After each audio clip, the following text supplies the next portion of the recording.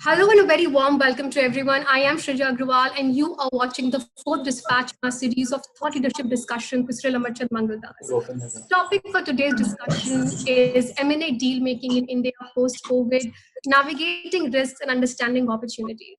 As always, joining us now is Mr. Cyril Shroff, managing partner in the firm. Also joining him is Nivedita Rao, partner and deputy head corporate for the firm. We also have an external speaker today. Please help me welcome Sunil Sangai, founder and CEO of Nova Dhruva Capital. Sunil was formerly the India Investment Banking head for HSBC India. Before we move ahead, I think it's important to set the context for the same and today's discussion. Indian M&A activity during 2019 surpassed $67 billion in total deal aggregate value.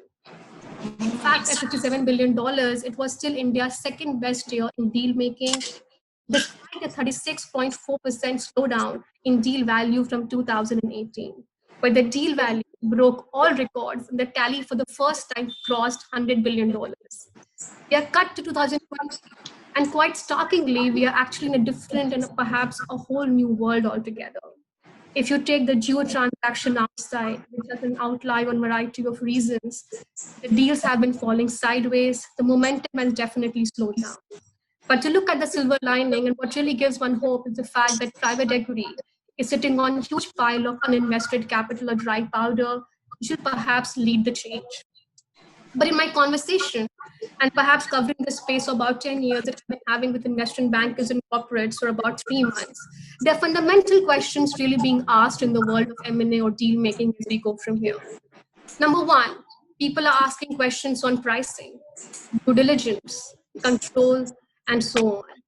The first question on the minds of almost everybody is that does historical financial information accurately reflect a target that may have disrupted supply chain and unusual inventory levels? How can pricing risk be allocated between signing and closing? And for instance, the most unusual for me really was that should buyers really expand the traditional universe of due diligence professionals and also include healthcare and medical professionals? These are some interesting conversations. We have a very meaningful panel today. I would like to sort of begin with you, Mr. Shroff, and as we go deep dive into this, we'll sort of unravel the old trends given. My appeal to the audiences here that please feel free to sort of send in your questions and I will take them as and when possible. Of course, I'll take a couple of them at the end of it. And please also identify yourself.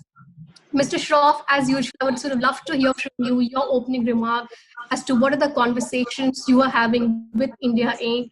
and what really remains your outlook for M&A this year. Thank you, Shrija, and good to be back on a Saturday morning special. It's a delight, and I'm really enjoying spending my Saturday mornings having Absolutely. these lovely The feeling is conversations. mutual. Yeah. Yes. So I think you already set the context quite well, sort of giving me the perfect segue to make my opening remarks. So as I see it as a practitioner in the market, and I'm now sort of commenting largely on what I call my observations on the COVID quarter since March. So after the initial shock, I think deal activity is coming back. It's not the same frantic pace that it was earlier, but it is definitely coming back. It is kind of awakening and it's gathering steam. What I'm seeing is that there is much more domestic strategic and private equity with a special emphasis on some of the kind of buyout fund type investors. Foreign strategic is not that pronounced a trend yet, because I think many of these corporates are busy with their own home country problems. And whilst India, I think, will be on their radar, it's not a priority at this stage unless something was cooking from before. It's very difficult in an environment like this where you can't travel or can't meet the target face to face to start and originate transaction across the world. But domestically, the situation is different. Deals which might have had their foundations pre-pandemic and picked up momentum at this point, or even some deals which are originating now as well. So I think parties and businesses are coming to terms with the crisis now. So after that initial feeling of, oh, this is the end of the world and what's going to happen, Now I think the reality is that the COVID is sort of here to stay, and we have to get on with life and deal with it, rather than just sort of hide under a rock. So I think as we go deeper into this, I'm seeing that there is a difference between sectors. There are some sectors which are doing better than others, and some which are doing sort of worse. So the conversation has to be nuanced with reference to sectors as well. Whilst the sort of weaker sectors are probably the most in most need of M&A, those are not the ones that we are seeing just now in the sort of deal stream. It's the sectors that are doing well, which have some value, and where there is an opportunity for consolidation, that the pace of deal activity is greater. So the initial period of the sort of COVID quarter, the mindset was of resilience. Now it is moving towards renewal, and it will be eventually, I think the next step will be people will be back to kind of a growth mindset. So we have woken up from the resilience phase and are in somewhere, I think, in the first half of the renewal stage. Now, at the surface, I think things may seem a little quiet, but I actually see that we are being set up. The whole world is being set up probably for the golden age of M&A. Once this settles down a bit, I think we will see enormous amount of global M&A, because there will be key drivers on this. I think consolidation will be a big motive. Survival will be a big motive as well. So I think I expect a lot of restructuring followed by M&A as well. In terms of the industrial landscape, I see fewer in each sector or each industry, fewer players will survive. We will see every industry almost sort of veering towards 2 or 3 big players, and the tail, I think, will become much smaller, because they may not be able to withstand the pressures of the new situation. So this will be both kind of ambition driven as well as stress driven. Ambition driven mostly on the buy side, and stress driven on the sell side. Another trend that I'm seeing also is the capital raising phenomenon. So a lot of companies which are currently raising capital have, at least in the back of their mind, the mindset that there is going to be a lot of M&A coming up. So they want to sit on cash, so that when the opportunities come up, they can pick it up. So there'll be 2 types of deals. There'll be cash deals and stock deals. The normal default mindset in India is to try for a cash deal. So there could be, I think we can land up with a kind of hybrid of cash come stock. But those who have more cash will be at an advantage, because it's easier to do a cash deal compared to a stock or a hybrid deal. But certainly we'll see more variety in terms of the instruments that are used. All of this, I think, is also having profound impact on deal-making techniques and the kind of professional aspects of M&A. It's impacting the profession of investment bankers, and Sunil can talk more about that. I think we are seeing a lot of changes happening in terms of our profession as lawyers. So whilst I think speed was always important, now far more attention is being given also to getting the right deal protections or risk allocation. In pre-pandemic times, negotiating the MAC clause was a different ball game. It's a very different conversation today. So negotiating the conditions precedent, negotiating MAC as well as the exceptions to the MAC becomes a very significant. The proportion of kind of airtime that you spend on some of these clauses now has expanded manifold. There's also kind of a flight in the profession as well. I think there's a flight towards quality in terms of using a more experienced, safer pair of hands.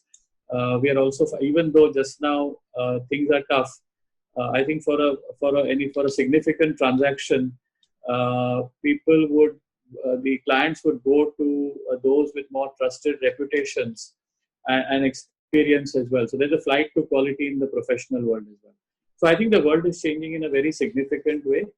I am quite hopeful that deal activity will pick up, and I think there will be almost like a vengeance buying spree at the end of it. When that will come is a little premature to tell, but it has to come, because the world, I think, has been reordered as a result of this crisis. So I won't take up now more time. I think as a scene setter, I think this is adequate.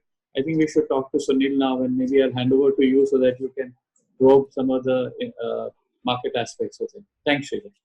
Thank you, Mr. Shroff. I think that was sort of a beautiful kind of context setting that we heard from him, that, we are sort of getting from a stage of resilience to the front end of renewal. And he also sort of concluded his remarks on a very sort of opportunistic and, on a silver lining, that deals are going to happen, and it is not that, it will not happen.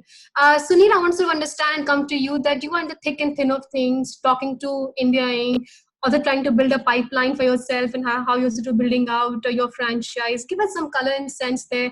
What really is going on in the mindset of the promoters right now? Shrija, thank you very much. Thank you for inviting me. And Cheryl Bhai, thank you for inviting me at the panel. I just want to go back to the comment with you and Cheryl Bhai both mentioned that the deal activity has come down and is likely to go up. I really don't see. I see Cheryl as busy as ever. I just don't see the deal activity is going down during this pandemic situation also. If I shared some numbers with you, if you in the last 3 months since the lockdown is going on, we have had almost $15 billion of primary and secondary capital raised from the market. $15 billion. We have had almost $15 billion plus of FDI coming into the country during this period. Our secondary market volume, both in terms of value and the volume, has gone up by 40%. Our number of DMAT accounts have gone up by 50% in the last 2 months. So actually the volume is going up. So the deals are happening. It's just that is happening a bit slow, and it's going to happen with a lag. And I tell you why it is going to happen with a lag is because in uncertain environment, and we have seen both Cyril and I, we have seen 4 or 5 similar situations in the past. Uncertain environment, one is not sure as to which way and how to transact, right? So they want the environment to settle down a bit. Number 2, during these times, the financing becomes a big challenge, both equity financing as well as debt financing. You are not sure of the availability of finance. You're not sure of the cost of the finance, right? And in the deal making, and the question you ask as to how the promoters are thinking about, is that the financing becomes an important challenge. And Cyril touched upon that as cash is king during these times. And the third, in some businesses and some sectors, the business model itself is challenged. You have no idea whether the business which was very, very viable yesterday is going to remain the same tomorrow because of certain changes, because of the, in current situation, let's look at anything which touches the customers, the hospitality. When September 11 happened, there was a big discussion around aviation, whether people will fly again or not. And things really subsequently changed. Finally, what makes the tick? Finally, how all of this comes back? I think liquidity plays a very, very important role. He again touched upon the liquidity which is sitting with buyout funds and the private equity. Globally, almost trillions of dollars have been pumped in, $15 trillion been talked about. In India also, if you look at almost $80 billion of reverse repo is happening every day. So there is a liquidity. Monetary policy finally worked. I think liquidity finally will trigger. And see M&A activities the way it is, it will continue and it will come back with much more vengeance. I come to you now, Nivedita. We heard from Sunil and he said that deal activity is going to come back in full swing. He's sort of very hopeful about that. Give us some realistic picture on perhaps how the contours of deal making have perhaps changed in a new world. That is perhaps you could give a more clear color of this. And I think one of the mainstays of M&A lawyering has really been about this MAC clause, which are essentially very hard negotiated agreements between the buyers and the sellers. So how has this entire conversation of perhaps pricing changed, control changed, and due diligence changed? Please help us decode some of these things. Thank you, Shrija. And in terms of what has changed, I think the two fundamental aspects which are impacting deal making right now are uncertainty and timing. To the extent that I think Mr. Sanghai also mentioned, in uncertain times, you're not sure of valuation because all the metrics you traditionally use in terms of past performance, in terms of comparable transactions and valuation, in terms of financial projections, have all completely gone for a toss.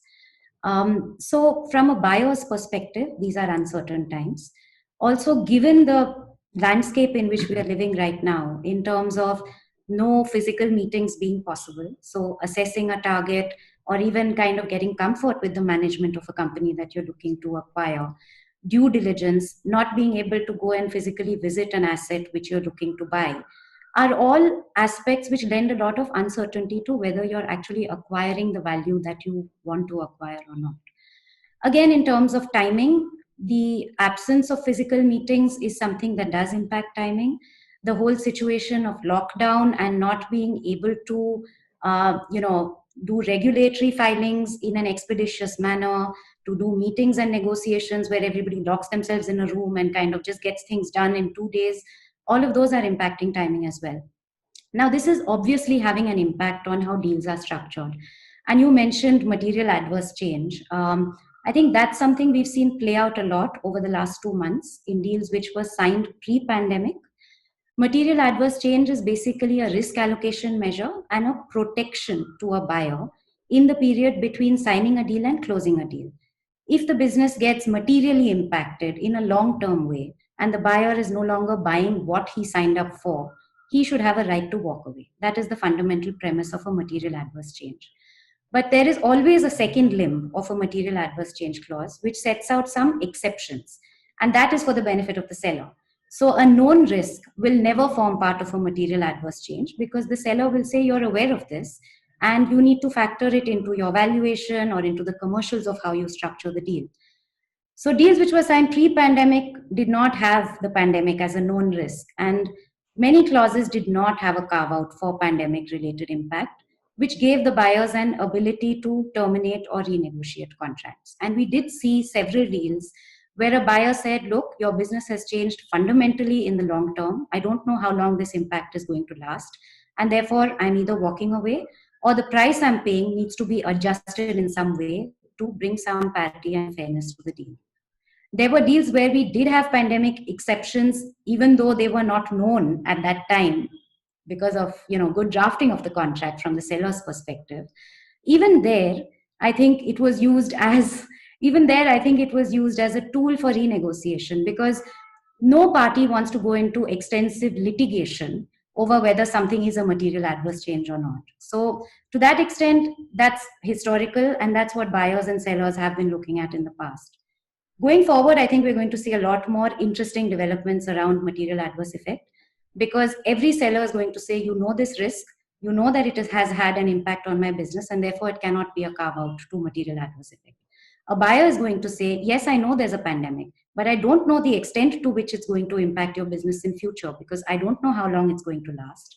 And I don't know how you're going to be able to bounce back from the setbacks that you faced. So I think we're going to see a lot of negotiation around this. Where we're probably going to land up is a disproportionality kind of carve out, where a buyer will say that if this whole situation impacts your company disproportionately from the rest of the industry, then that is something which should allow me a remedy. And I think we're also going to see some changes to commercials where valuation itself is going to factor in potential impact of the pandemic rather than leaving it to contract. There may be deferred consideration mechanisms which are linked to performance parameters going forward. So the buyer may protect himself by saying, I'll pay you X amount now, and further percentages as and when we know how the company has performed over a period of time. The seller will, of course, push back on that. So it's going to be interesting to see how negotiations on this pan out. These are very interesting sort of revelations here coming from you, Nivedita, and I think it's a very realistic picture you set in for us that how the deal making is changing. Give us some sense about the valuation question that you sort of spoke about. Is valuation erosion a permanent feature coming out of pandemic? So I don't think it's a permanent feature as a general term. I think a lot of it depends on the sector which you're looking at. I think, as both my co-panelists mentioned earlier, there are some sectors which are deeply impacted, such as aviation, such as hospitality, even retail to some extent. And they're going to take much longer to bounce back from this. And therefore, there are fundamental changes to business models which are required to ensure that they preserve and enhance the value that they have created. Whereas there are other sectors which have actually thrived in the pandemic. And if you look at things like e-commerce, if you look at things like e-pharmacies and everything which is on a digital platform, they have actually had an opportunity to grow significantly during this period. And people are seeing enhanced valuations for these businesses going forward. So I don't think it's a one size fits all answer. And I think even for industries which are deeply affected right now, how they relook at their business models and reinvent themselves will be, a great parameter to judge on whether they are able to preserve their value and enhance it, in fact. Mr. Shroff, I sort of come to you. We sort of heard from Nivedita the way she sort of laid out the practical challenges, but also how the broader contours of deal making have really changed in the new world. And she also mentioned that the valuation erosion perhaps is not a permanent feature; it's very sector specific. That brings me to the next question. Some have in fact labeled this pandemic or the recession, so to speak, as an uneven recession, where some boards are looking up and some boards are looking down. I want to understand from you, Mr. Shroff, that in terms of deal making, can we perhaps in any case, relook or revisit the 2019 numbers? The 6 months have kind of gone. And if you take out the geo transaction, there's nothing much to speak on the deal making aspect really. So where do we go from here, and where will the animal spirits be unleashed, or when will we see the entire mojo really come back? What are we waiting for? So, I think, as I say, the cake is in the oven, and before you take it out. So, what are the drivers? I think, firstly, a desire to consolidate, the desire of the strong to get stronger. Ambition will play a role, and that's not gone anywhere. On the sell side, I think there are survival instincts of companies which are stressed. They're not able to, where income has suddenly been reduced to zero, but the costs have not changed at all. So there is an imperative and almost an urgency to do a transaction in the case of many businesses on the sell side. Then is some of the points which Sunil made is that there is a lot of liquidity sloshing around. That liquidity is going to require a return. You can't just be investing in the reverse repo market and expect that to continue forever. That liquidity has to find a way. And also at some stage, I think the activists will come in. Activism is not such a big phenomenon in India, but at least an activist mentality where somebody is going to question boards who are sitting on cash. Then why are you just sitting on cash? Why don't you buy something? And there is so much opportunity in the market because they will be looking at optimizing return. So I think the pressure of liquidity will also put for businesses which are more ambitious and which are more solid of using M&A to consolidate and for the strong to become stronger. And I think the third part, which is a bit soft, I think it can get a little better, is that the regulatory environment is also trying to facilitate deal making. I think some sort of announcements have come from SEBI. I think more will come. The IBC suspension for 6 or 12 months, as the case may be, has created a small sliver of opportunity for people to do quickly bilaterally do deals. Because remember, if we get back into an IBC scenario, and if 29A is not changed, the existing promoters and management have no right to play. At least in the next 6 to 12 months, they have a right to play, and they can at least have control over the deal-making process rather than sit and watch from the stands. So if you now take all these 4 factors together, deal making will happen. And I don't agree that even if you leave aside kind of one exceptional situation that deal making is not happening, there is deal making happening, and there are announcements being made as well. And old deals with some renegotiation because of the kind of things that Nivedita talked about, they are being renegotiated and they are being closed. But you only announce a deal when it is signed. You don't announce it when it is closed. So, but we know that is happening. So that's my sort of take on this. And looking at things 6 to 12 months down the line, I continue to believe it's the golden age of M&A. Wow, you said it's a golden age for M&A. So how does the entire hostile takeover and delisting piece sort of sit in beautifully with this? I mean, now we're sort of going to see the vultures back right now. So I made some comments on the previous episodes. I'm not going to repeat that, but let's get a banker's view on this. And Yeah. Sunil has a lot of experience in this. Yeah, so I would love to get you in on the hostile takeover and delisting bit. No, but they're two separate points. But first, get him on delisting. Yeah. No, I'll touch upon delisting, but I just wanted to go back to one or two earlier points which you made were very interesting, and I agree with Cyril that you see the deal only after this is at the stage of announcement. Otherwise, we keep it completely hidden from you. And therefore, there are a lot of conversation happening. It's just that it has not reached to the stage where it can come to you. Because of many factors which we said earlier, in the sense that there has to be some kind of trigger. It takes time when the uncertain environment. Valuation is one such trigger. Now, usually when we look at the valuation, we draw some kind of reference from the public market. Now, the public market valuation itself is a bit uncertain at this point of time. If you look at the earning multiples for the public market based on the next 12 months earning expectation, which we all know is going to go down, the earning multiples have not corrected, while the market has corrected a bit. So the market has to settle down a bit. Your cost of capital is undergoing a change because the interest rates are coming down. Your return expectation itself is going through a change because the growth which was there yesterday is not going to remain tomorrow, and therefore your return expectations would go down. There is liquidity which will play its role. So the valuation is one part. The other dynamics which will play around in terms of the trigger is the whole leverage.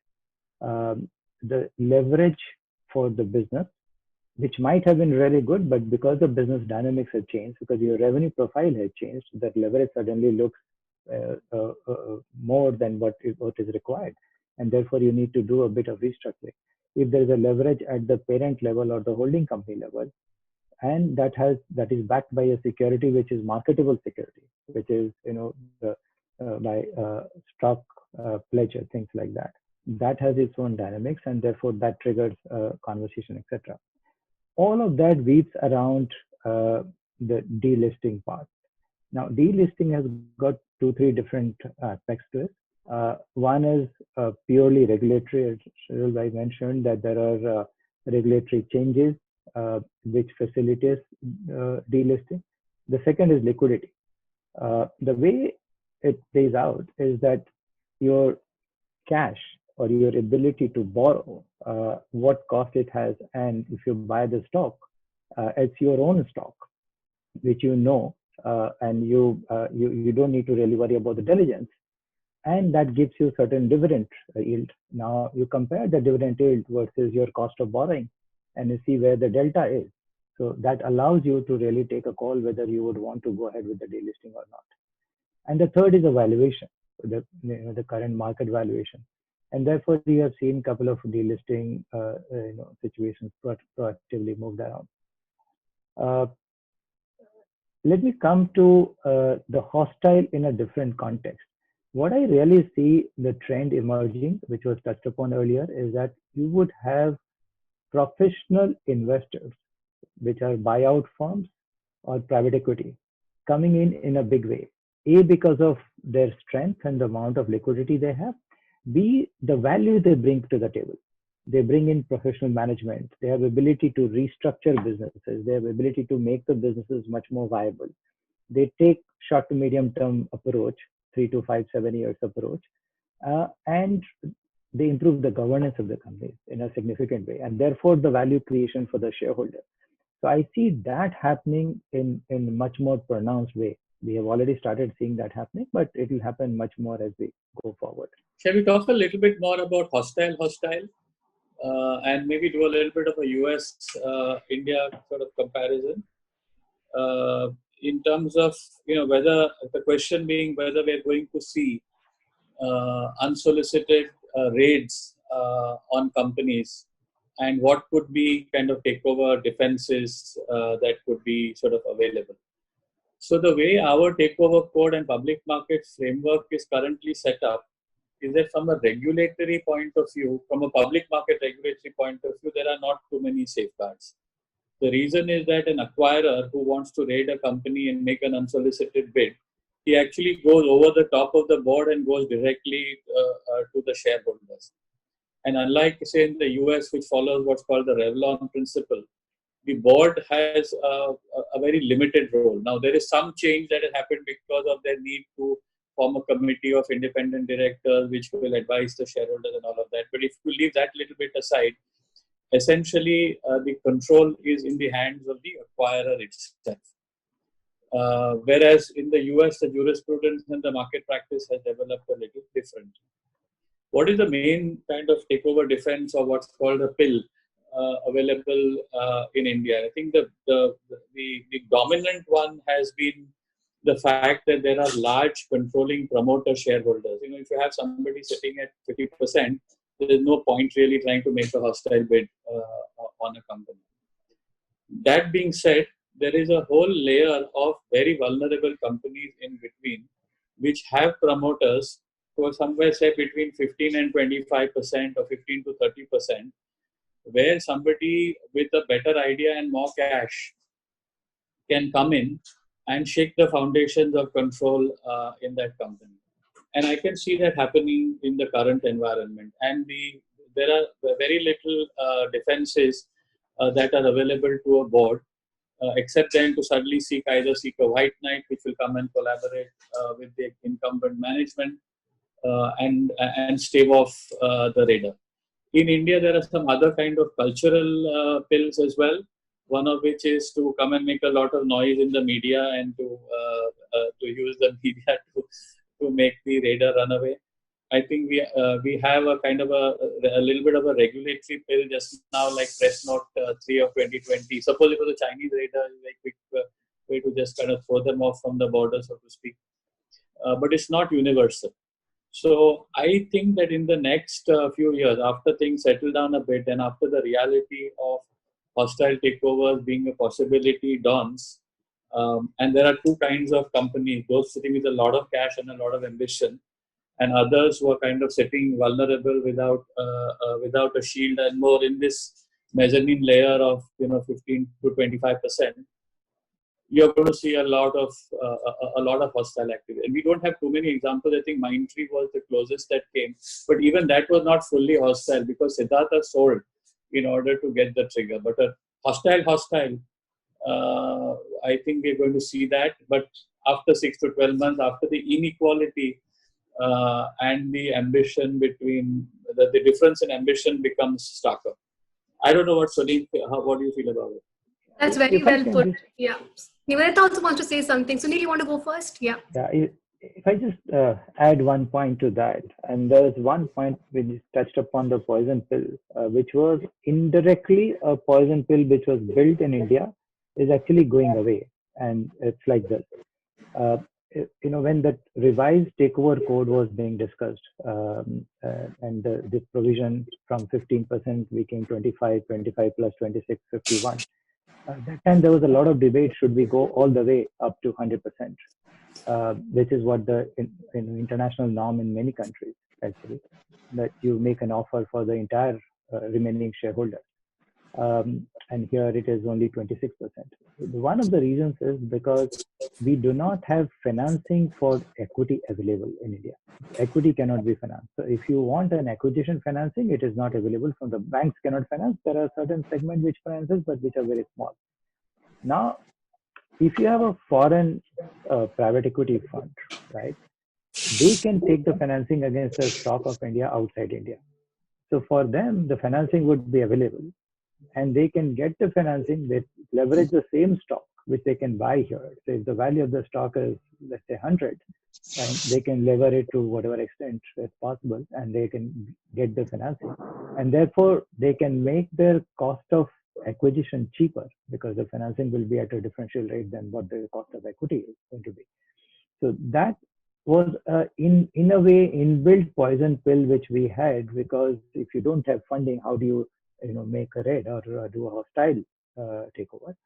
But now for certain segment of people, actually, that's in a way going away. So that's a kind of mindset change which we have to get used to, that some of these new things which will come up in India. Nivedita wanted. Nivedita, you want to add to that? You want to say something on the hostile takeover bit, I think. Yeah, I think so. I do agree that there is opportunity for hostile takeovers in companies which have low promoter stake, and also in the new breed of companies which are professionally managed and may not have identifiable promoters. I just wanted to kind of draw people's attention to the recent change that SEBI has brought out, which may give promoters an opportunity to kind of consolidate their positions in the context of hostiles, because SEBI has recently increased the creeping acquisition limit from 5% to 10% for promoters doing a preferential allotment. So it is an opportunity for promoters to enhance their shareholding in the company, while of course providing much needed funding. And that could be one way in which they protect to some extent against a hostile takeover as well. I think you've spent a lot of time on hostile takeover, and a lot of meaningful sort of revelations and conclusions came here. I think one important narrative that is really building in our country, in the times that we are in, this entire piece of, globalization. I think some years back, we wrote that the world is flat. I think we are pretty much seeing the reversal of it.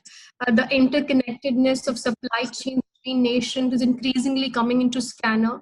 Not to mention the geopolitical tension between India and China, and this entire fact that the government is taking so much time to get back on clarity on the PN3 note sort of really put spotlight on what really is happening. It's just kind of become the euphemism of what is the India-China sort of tension or border relations. One doesn't see where it is headed.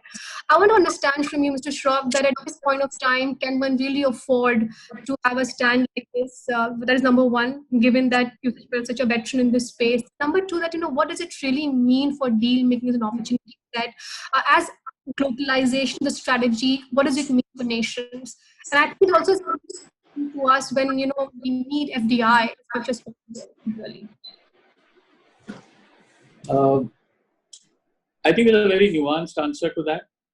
So, first let me take the last point that you made on the sort of India-China situation, and I think it's at a very delicate stage at this moment, and the kind of protectionism, if I can call it that, of Indian industry, which was the original thinking under Press Note 3, has now got mixed up with the geopolitical situation in the valley, on the border. So the original rationale for Press Note 3, I don't think was the border situation. It was more about the stock market had crashed, and there was an opportunity there could have been a potential opportunity for hostile raids from across the border, and that is why they kind of shut the door. But now both these issues have kind of got mixed up, and it's got mixed up with national pride. So when something like that happens, those situations are very emotive, and I don't see that issue getting resolved in a hurry. Principally because one is of course a national pride issue, and secondly there are so many complexities around the variety of situations. For example, whether a Chinese LP sitting 2 levels above a fund would qualify for Press Note 3 or not. What happens to downstream investments of an existing Chinese company? Now, from a common sense and a first principles answer, some of these answers are very clear, and I can straight away give an answer to that just from a lawyer's point of view.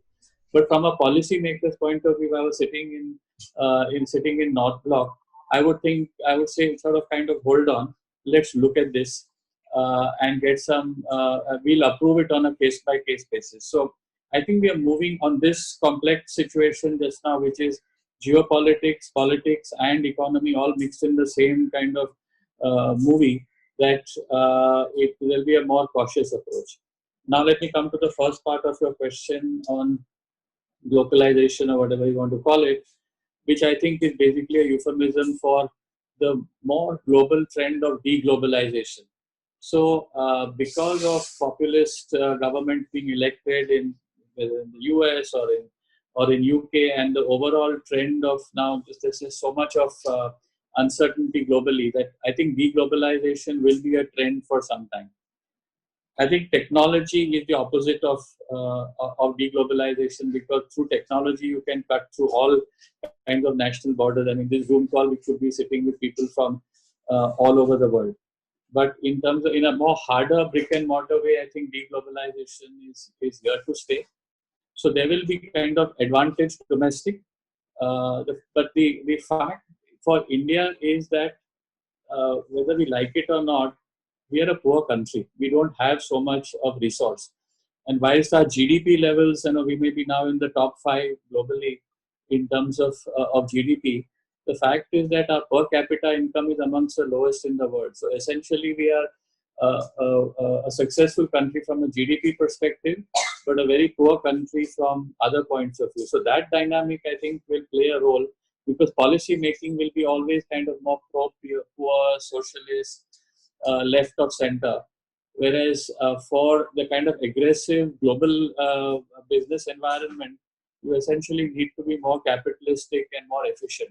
That kind of full efficiency will not come for a while in India, I feel, because even our capital markets, or even our all other markets, in terms of whether they're about technology or whatever it is, will always have this element to it. And if I was sitting in government, I would do the same thing. I wouldn't have a choice, because we have 1.3 billion people. People have said there are a lot of, maybe more than 100 million people just got pushed below the poverty line in the last 3 months. So what do you do? That's a very realistic sort of picture setting done by Mr. Shroff here, that, if you were to sort of get into the shoes of policymakers, what do you do? Sunil, I want to sort of come to you now, Sunil, that this entire boycott China movement, and what Mr. Shroff was saying, this India-China relationships, getting sour day by day. One doesn't really know where we are headed on that front. The fact of the matter is that significant investments have come from that region. One can't really deny that. One is by way of investments into PEVC funds. Then you have companies like Paytm. You have, technology, WhatsApp company like, for instance, ByteDance, for instance, TikTok, so influential. What do you do of something like that then? What does it mean for deal making at large? And one really has to understand that there's also unwinding of SoftBank also happening in the background. So there's not much capital, for tech one was relying on. So, and saying no to Chinese FDI at this point of time, a significant chunk is going away. Can that be recouped with the likes of Japan and some of these markets? What is your sense? Very interesting. Let's talk on the basis of what is there right now. Okay, what may be intended, we don't know. But what is the fact is what is there right now. I don't think government at any stage has said that they are against globalization. What they have said in Atmanirbhar Bharat is that they want to facilitate manufacturing here on the ground. Now, proof of the pudding is what they finally put out. There are 2 very interesting guidelines which they have given on 2 sectors. One is on pharma and second on electronics. Now, on pharma, we all know that 80% of the bulk drug, excuse me, 80% of the bulk drug was being imported. Now, we cannot just rely the entire pharma sector, 80% from the outsourced sources. We have no idea what can happen tomorrow, right? So it is actually a prudent policy to manufacture this, which used to happen here earlier. Now, it's all got exported because of the cost advantage. So the kind of policy they have put out, and it's a very interesting way of drafting the policy. For the first time, they have linked the entire incentive to revenue rather than the capital cost. They have also categorized the number of different category of the players and the number of players. So it's not like anybody will be eligible for that. So you got to bid, and the top players will be eligible for the incentive, which means that you have to be realistic in terms of setting it up and delivering this. So it's a very thoughtful policy. Plus, it's the first time, at least I saw, that there is a flowchart given with approval process and the time-bound plan. That within this timeline, this approval will be given. This timeline, this approval will be given, and this is the total flowchart. and both for bulk drug as well as for electronics. So it's what the aim is, to bring the manufacturing back to India. It could be through FDI, it could be through the foreign companies. There is nowhere it's written that the foreign company will not be entitled for this or eligible for this. As far as China is concerned, the press note 3, all that it says that the approval is required. They haven't denied the approval. Now, if there is a situation, the government will have their own way to look at it. We need to approach them. There is a layer which has been created. Now, given the current situation and the situation at the border, which might actually get diffused, who knows? We are all presupposing that the approval won't be granted. Now, I take your point that there has been a lot of investment from China, but if you really look at it in totality, what has happened? Post 2010, we signed FTA from Asian countries, right? And at that time, the trade between India and Asian countries was almost at par. Today, we are negative with Asian countries of almost $80 billion. With China, our trade is negative around $55 billion. So 80 plus 55 is the total, and Asian countries, there is a general rumor, I don't know, but general perception that a lot of Chinese goods moves through the Asian countries. So on an average, we have a significant trade deficit, which really impacts us.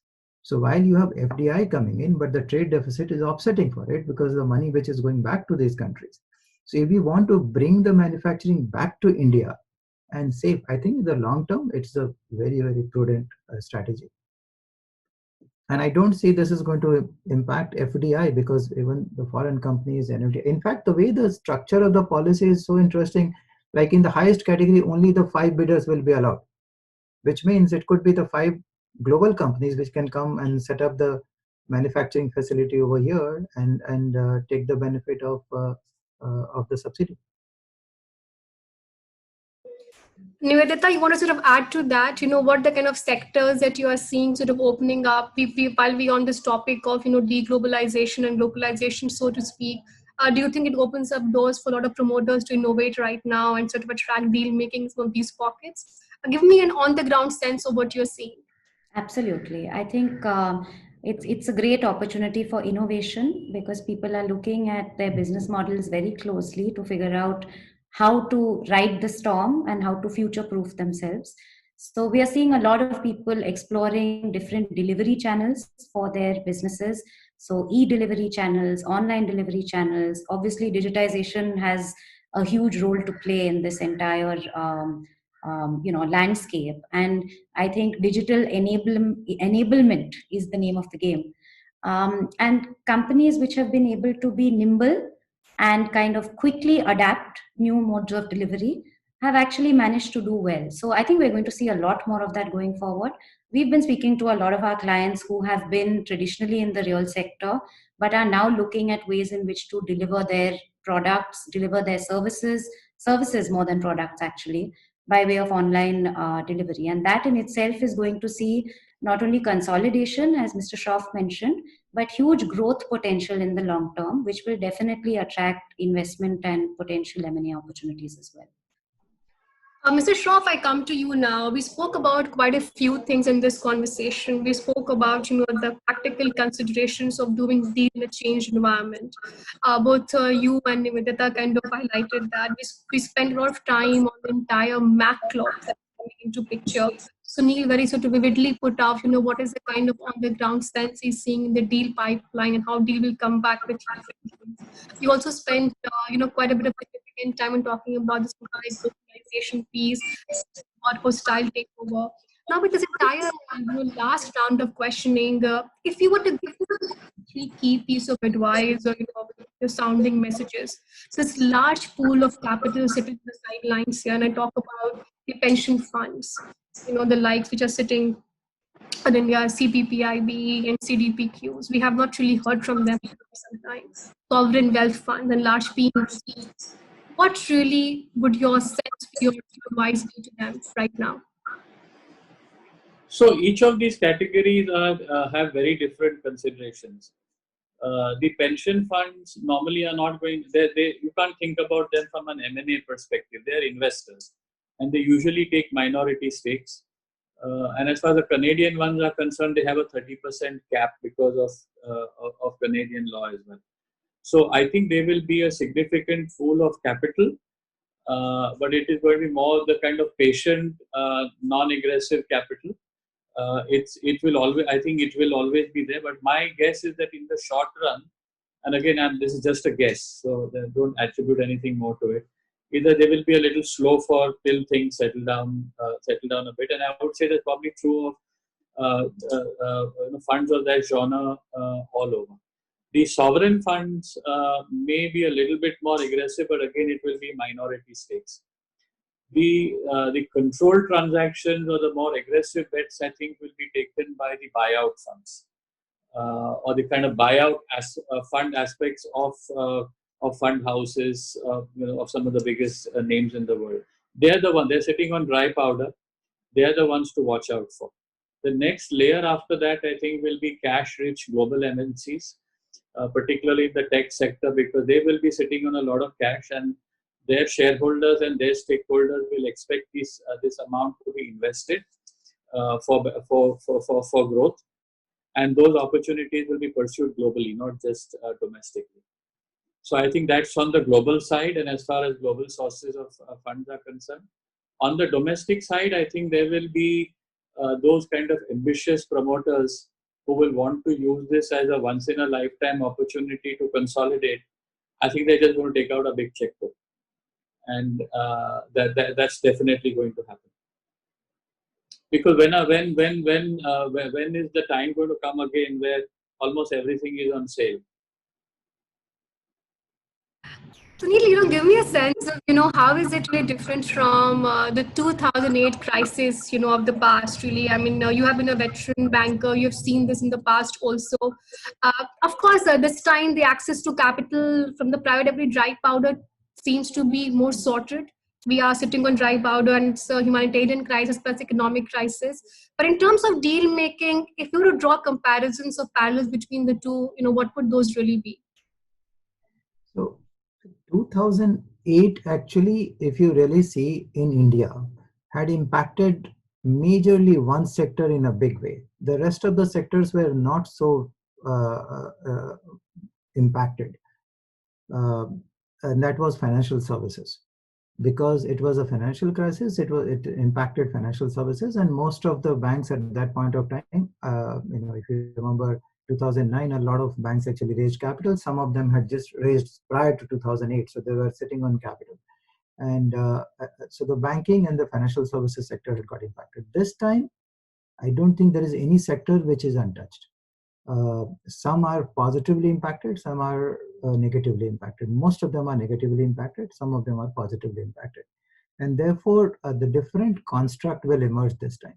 Now, I see, in addition to what Cyril mentioned, there are 2-3 different trends happening, which has now got accepted in the last 10 years. We have also matured, and our, the promoters, the families, they have also matured, they've started thinking differently.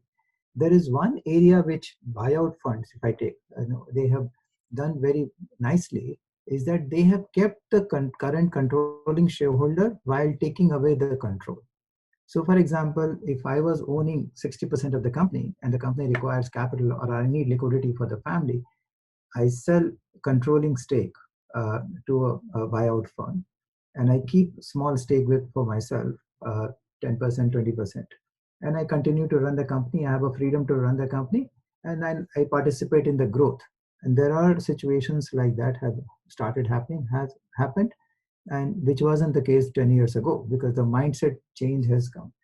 The second is some of the sectors which we think untouchable are the sectors which have been embraced by the buyout funds. We have seen entire commercial real estate, plus there are deals happening on the residential real estate also. So while we see real estate is a difficult name, but there's a lot of money coming in there. Number 3, there are new structures which have emerged in the market now. In 2008, 9, 10, we did not have REITs and InvIT. Now we've got matured REITs and InvIT, both private and public, and some significant transactions have happened, particularly for people like pension funds and for them, this product actually is very, very good. Finally, like in 2008, the global liquidity finds its way in India as well. Now, some of it is directly through private equity or buyout funds or through other funds. Some through cash-rich corporates. The third, because of the interest rate differential. Because the interest rate for a global corporate, they can borrow at, it's comparatively at much lower cost than the cost here in India, and that money comes in and gets deployed here by way of equity or for acquisition or for the growth of the business. There is that much liquidity comes to India, and that will have an impact on entire deal landscape. One of the reasons why you don't see valuation really, I said in the opening, is that valuation is not correcting, should settle down somewhere in the public market, is because of the liquidity. You see during this pandemic also, we had $15 billion directly through secondary and primary mobilized from the market. That means there is that much liquidity available in the market, right? So it's a slightly different situation than 2008 and 9. Yeah, the downturn, every downturn has its own dynamics.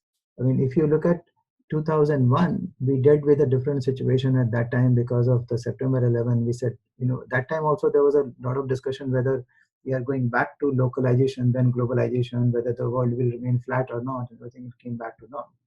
99.com was at that time. I remember 2000, I was on a deal on the road, and suddenly I get a call that we need to price it today. I say, well, what happened? I had no clue. We priced the transaction at 50% of the size, but we closed it, and next day the Wall Street crashed. So you have the different situations had different dynamics. We have dealt with enough of them, right from 94 Harshad Mehta, then Asian financial crisis, then 99.com, 2001 September 11, 2008, and now this one. So I'm sure this will throw up new experiences, and it will all come back. And therefore, I think I agree with Cyril that the deal pipeline will continue to be the way it is. It will be much more robust because the markets are larger, much bigger, and the liquidity is higher. No, Sunil, is very true. Every 3-4 years we have a crisis, and every crisis is different. And after every crisis, the world does come back. Yeah, I think on that remark, it's I think a good segue for the last round of our question before we sort of get to the trivia.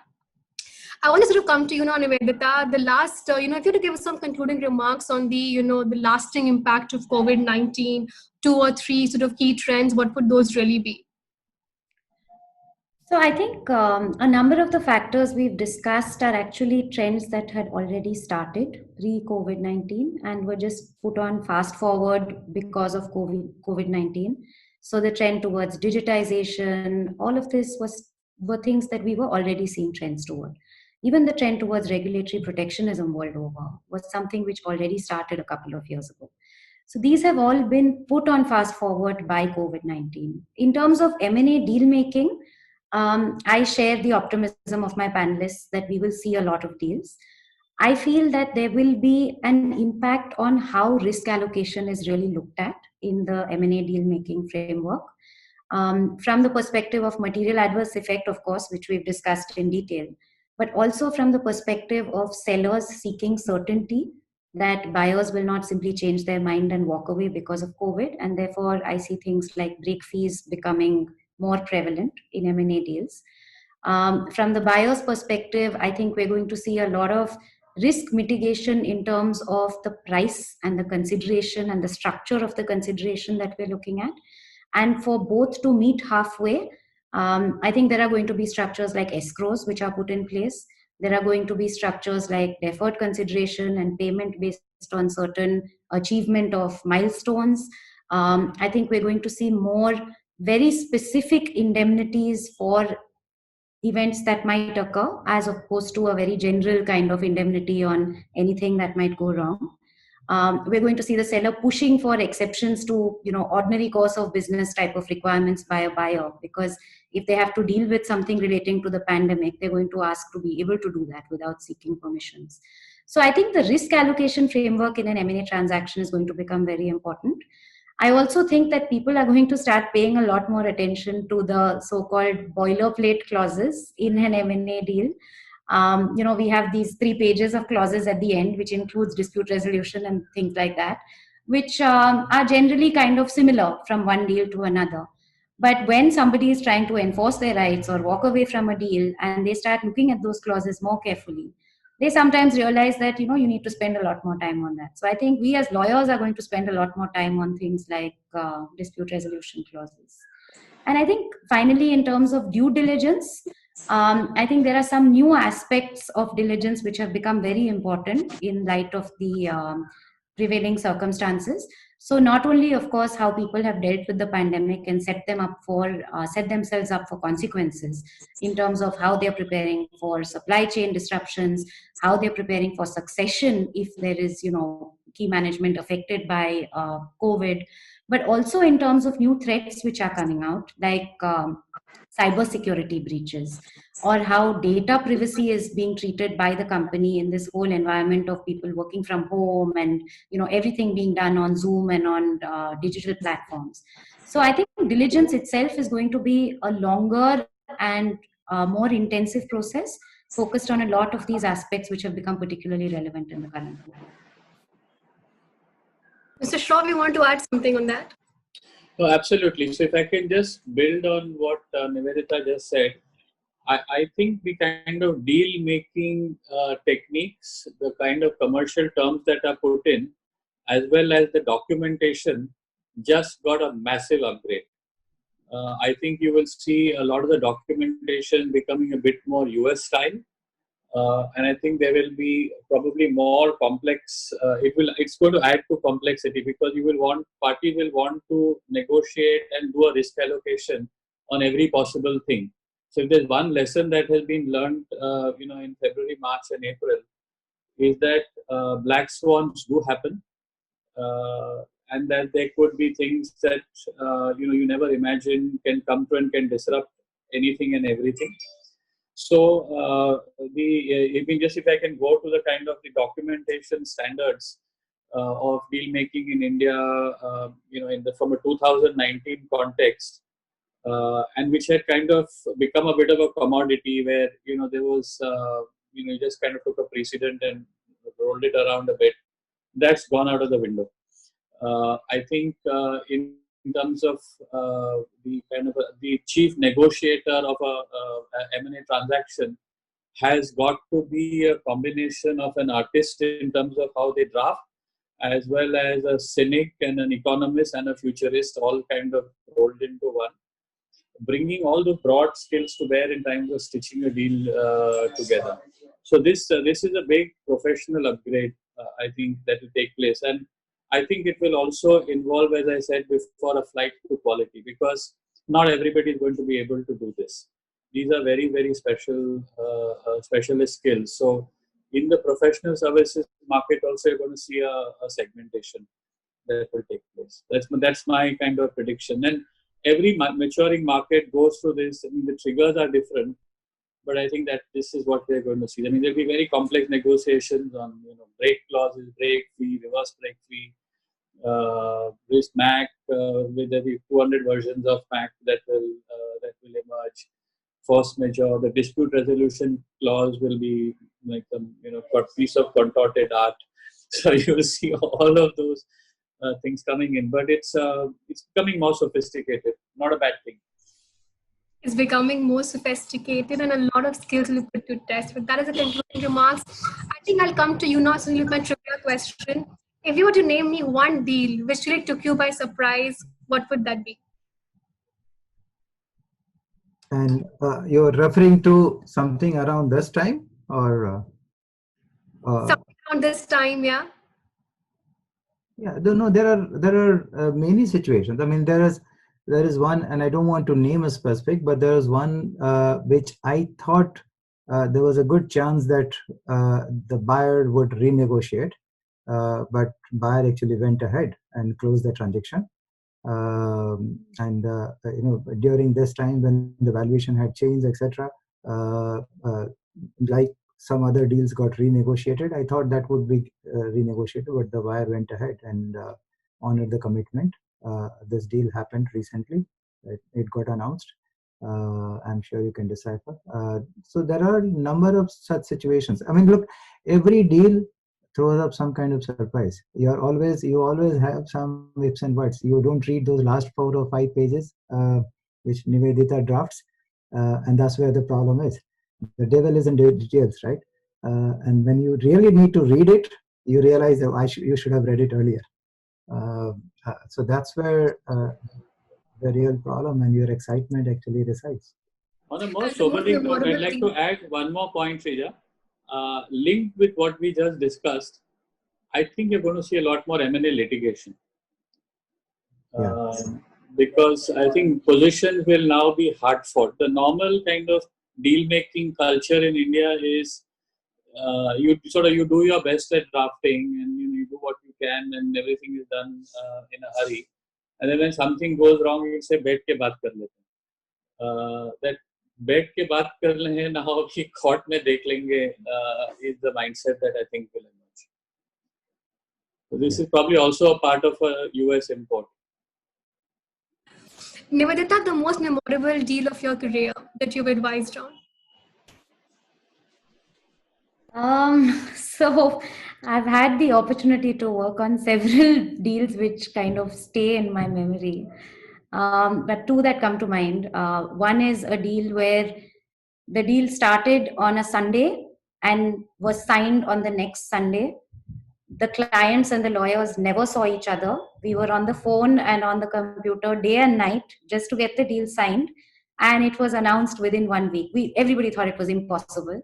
It was a listed company. It was a large acquisition, but it just was done. And there were lawyers from around the world on the phone all the time with the clients. And that was just something which was eye-opening to me. And I remember Yash on the last Saturday mentioned that this is the first time he's done a deal where he never saw his client. I wanted to tell him that, this is something which I did 5 years ago. So it's not something that COVID has changed in the M&A world.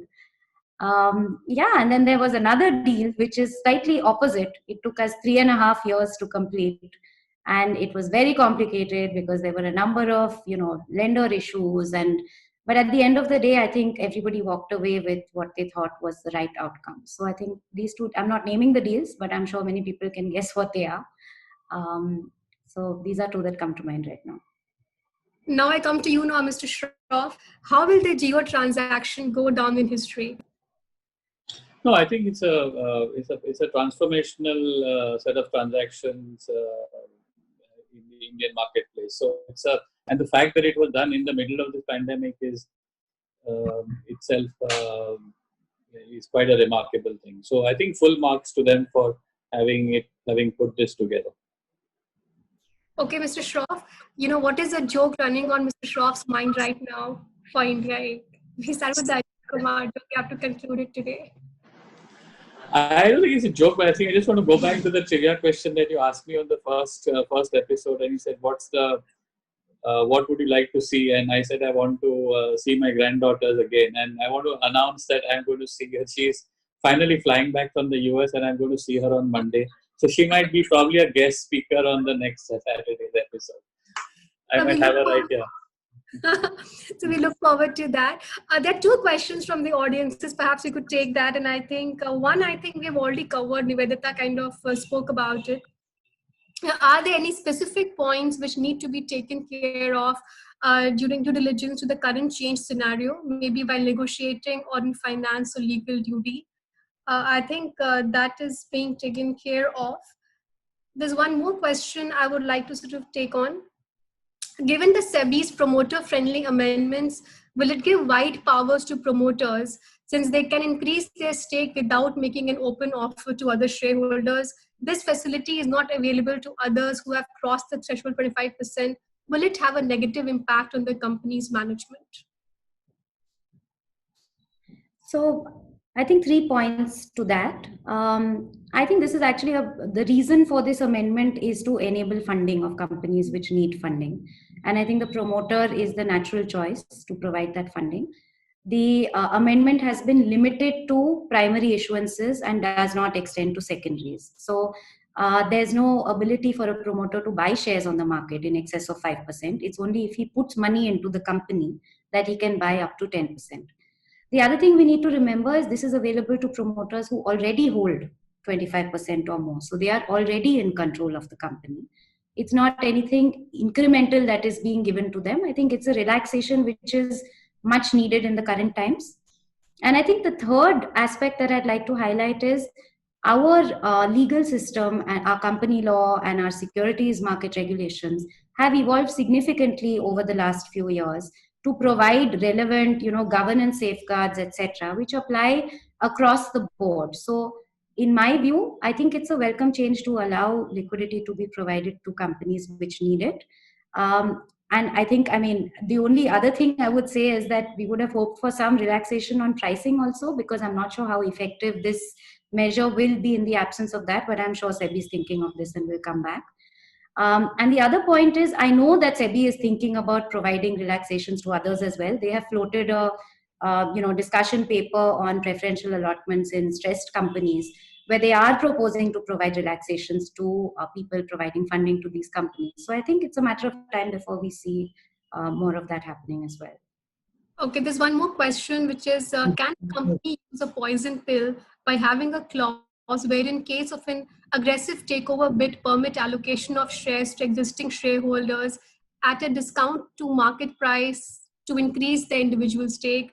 Is this allowed under the Companies Act provisions and SEBI rules? Also, can top managerial be given long-term agreements where the new acquirer cannot replace a top management upon acquisition or incur huge payouts to them? Maybe I'll take the first question in terms of the regulatory framework. So in a listed company, there are limitations under our laws to be able to give a forward-looking right to somebody to subscribe at a huge discount, because under the SEBI rules, there is a look-back pricing of 26 weeks on the stock market. And if your price is higher than whatever price you want to make the issuance at, you will have to stick by the SEBI rules. So that is a traditional poison pill which is given in the US, but because of regulatory constraints in India, it's not something which is really very implementable. Okay. So Shroff, I think one question is there: how will the Atmanirbhar campaign impact deal making? I think something broader which you should take it up. At this point, I don't see too much of a direct connection, except for the fact that there is likely to be domestic consolidation. With the same note that I mentioned earlier, with sort of domestic ambitious promoters using this as an opportunity to roll up the rest of the tail in the market. So I think that I think is going to happen, because for being relevant, I think businesses are going to require to be of a certain size, and that is the perfect setting for M&A as well as for Atmanirbhar. Mm-hmm. The thing which I think we need to think about a bit more is how is innovation going to take place, because in an innovation and an entrepreneurial culture, you have lots of small startups and new ideas, and it's like innovation is flourishing, and there is a lot of capital willing to come in and grow these. So that may have a bit of a short-term downward bump. That will need to come back at some stage, but it will, I think, be preceded by some of this consolidation activity, which is bound to happen, given that there are stressed companies and then there are ambitious companies. That's very well put. Sunil, you want to add to that? Yeah. Just one small bit on Atmanirbhar Bharat, and then just on the pref allotment. I'm sure that question must have come from one of your media friends. Look, it is really not so significant, because the same structure would have been possible in the current environment also. Go to Sarilbhai, pay some fee to him, he will give you the structure. There is a warrant structure which is yeah, you do this in the 2 stages. One this financial year, the balance next financial year. You can do 5% plus 5%, 10%. So that's perfectly primary offering. So there's nothing so significant which has come from SEBI. It is easier, but it could have been done earlier also. On Atmanirbhar Bharat, in fact, my take is that it is, I think what the intention of the government is India, not Indian. If you look at the policy making and the guideline, all the commentary, they always refer to something in India, not only being done by India. You can have FDI. I don't think they're going back to the old press note 123. I don't think there is any move of restricting any FDI except this one new press note 3, which is also, there is a prior permission required, as I explained to you earlier. So to that extent, I don't think it changes the life. Anybody can come and operate. It's just that instead of, they're talking about import substitution. So manufacture here, you export from India, but it can be done by anybody. So that's the big difference. Okay. And I think... and just to add to what Sunil said, I think it's basically about trying to localize a part of the supply chain, because there's just too much risk attached to the fact that a lot of your sort of critical supplies could be in places which could get isolated, or could be in places where you have a hostile relationship. So India should not be exposed to that. And every country in the world, even the US, is thinking about that. They're calling it something else, but it's basically the same thought process. Interesting. It is definitely a reimagining of the world order, and we had a very meaningful conversation today with an insightful panel on the various aspects of decoding everything in the post-COVID world. Till the time we see you next, goodbye and good luck and stay safe. And thank you for being such patient, lovely audience. And thank you, Nivedita. Thank you, Sunil. Thank you, Mr. Shaw, for joining us. And we see you again next Saturday at 11, and do tune in. Thank you. Thank you so much. Yeah.